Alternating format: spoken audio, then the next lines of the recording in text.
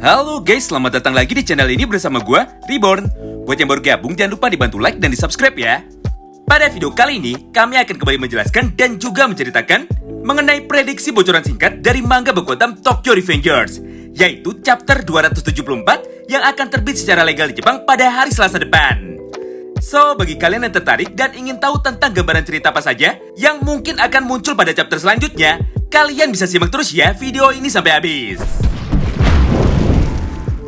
Kita mulai dengan topik yang pertama. Berdasarkan seluruh alur cerita dari manga Bokuotam Tokyo Revengers yang ada pada chapter 273 kemarin, terdapat sebuah hal yang sangat menarik sekali pada salah satu panel manganya.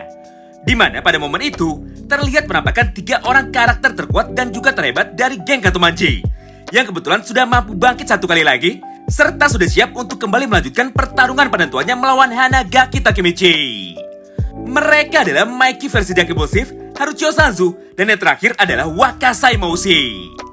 Tidak hanya itu, jika kita lihat dari posisi berdirinya yang membentuk sebuah segitiga, jelas sekali bahwa di chapter selanjutnya, Takemichi pasti tidak akan hanya bertarung melawan Mikey versi Dark Impulsive saja, melainkan harus bertarung melawan mereka bertiga. Entah itu bertarungnya bergantian, atau malah ketiganya langsung menyerang Takemichi sekaligus. Namun sebenarnya bukan hal itulah yang ingin kami bicarakan pada video kali ini.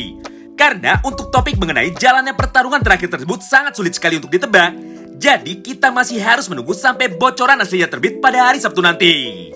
Sebagai gantinya ada hal lain yang menjadi fokus perhatian kami dari gambar panel manga itu. Karena jika kita perhatikan baik-baik, pada momen tersebut nampak jelas bahwa katana dari Sanzu masih tergeletak dengan bebas, tanpa ada satupun orang yang memiliki inisiatif untuk mengambilnya atau malah membuangnya. Berdasarkan hal tersebut, muncullah banyak sekali spekulasi liar yang bertebaran. Dan jika kami rangkum secara garis besar, ada 3 hal yang bisa terjadi pada momen itu. Yang pertama, kemungkinan Sanzu akan mengambil katananya lagi dan mencoba untuk menyerang serta menusuk Hanagaki Takemichi dari titik buta.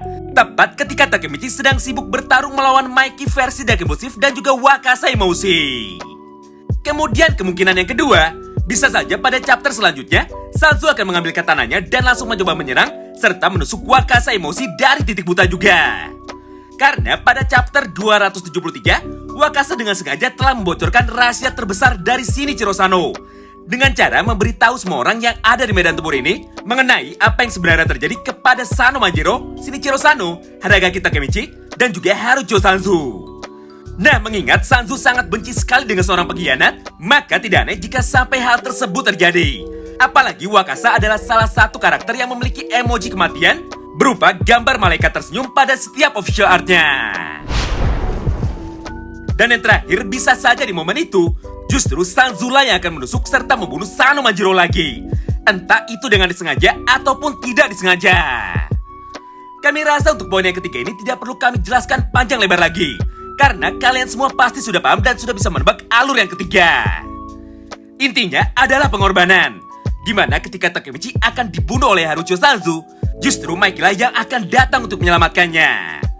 Ya, kurang lebih sama seperti apa yang sudah pernah terjadi kepada Izana Kurokawa dan juga Hito Kakucho. Dimana pada momen itu Izana berhasil melindungi Kakucho tepat sebelum Kisaki menembakkan pistolnya sebanyak 3 kali ke arah tubuh Izana. Namun untuk saat ini mari kita anggap saja bahwa kemungkinan yang ketiga ini tidak akan pernah terjadi. Karena di dalam manga Bokuotam ini, kita masih memiliki satu orang karakter misterius lagi, yaitu Sujianma. Yang bahkan sampai saat ini peran serta motifnya tidak pernah disampaikan secara langsung oleh Ken Wakui. Entah apa peran dari Sujianma di dalam manga Tokyo Revengers, dan kenapa Ken Wakui selalu memasukkan Hanma di dalam semua unsur ceritanya. Jika pada akhirnya Hanma malah tidak memiliki peran apa-apa sampai manga ini tamat.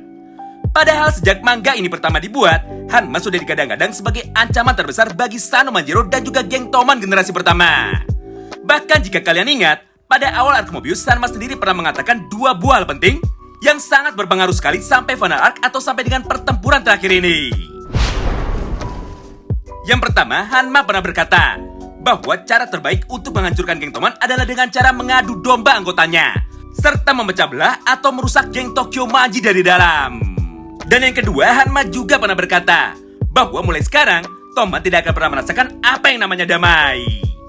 Semua ucapan Hanma tersebut sudah terbukti berkali-kali di dalam ceritanya. Mulai dari pecahnya geng Toman menjadi 2 kubu, yaitu kubu Draken dan juga kubu Mikey dari Mobius. Kemudian pecahnya hubungan persahabatan antara Baji Kazutora dan juga Mikey dari Valhalla, berlanjut dengan konflik antara Kishiba, Mitsuya dan juga Taiju Shiba pada arc Black Dragons. Dan yang terakhir tentu saja terjadi pada pertempuran final antara geng Toman generasi kedua yang dipimpin oleh Hanagaki Takemichi melawan Kanto Manjikai yang dipimpin oleh Sano Manjiro. Dari sana saja sebenarnya sudah terbukti bahwa Hanma salah satu dalang dari semua sumber masalah yang terjadi pada manga Bakugan ini. Bahkan setelah kisah kita temati, kutukan dari Hanma mengenai Toman yang tidak akan pernah bisa damai tetap tidak terpatahkan. Artinya, seharusnya memang benar adanya bahwa Hanma memiliki peran yang jauh lebih besar jika dibandingkan dari sebuah karakter lain yang ada pada perang terakhir kali ini. Namun entah kenapa sampai manga ini mau tamat, Hanma malah menjadi sebuah pajangan saja. Oh iya, sebenarnya selain Hanma masih banyak sekali nama-nama besar lain yang disia-siakan oleh Ken Wakui. Contohnya adalah sang dewa perang dari geng Black Dragons generasi pertama, yaitu Akashi Takeomi. Kemudian Kawaragi Senju serta Hanemiya Kazutora. Padahal pada perang sebelumnya, Senjulah salah satu aktor penting penentu keselamatan dari Hanagaki Takemichi. Karena tanpa adanya Kawaragi Senju, sudah pasti Takemichi tidak akan bisa hidup sampai sekarang. Dan tanpa adanya Kawaragi Senju, maka cerita dari manga Bakugan Tokyo Revengers akan berakhir pada perang tiga dewa. Tapi kenyataannya pada perang terakhir kali ini, Senju sama sekali tidak punya peran penting di dalam ceritanya. Padahal dia adalah salah satu karakter terkuat yang harusnya bisa membantu Takemichi membawa kemenangan bagi geng Toman generasi kedua. Berdasarkan semua hal di atas, maka tidak salah jika saat ini bisa kita simpulkan bersama-sama bahwa pada akhir cerita manga Bakugan Tokyo Revengers, peran dari pesawat mainan jauh lebih besar jika dibandingkan dengan peran Akashi Takeomi, Kazutora, Hanma, dan juga Kawaragi Senju. Nah, itulah semua isi topik bahasan yang bisa kami bagikan pada video kali ini. Tentu saja untuk bisa mengetahui jalannya alur cerita antara Takemichi melawan Mikey Wakasa dan juga Sanzu, kita masih harus menunggu sampai bocoran versi aslinya terbit pada hari Sabtu nanti. Atau jika tidak suka spoiler, kalian bisa nonton full reviewnya pada hari Selasa malam saja. Terima kasih banyak yang sudah simak video ini sampai habis ya. Sampai jumpa lagi di pembahasan selanjutnya. Salam Bakugan.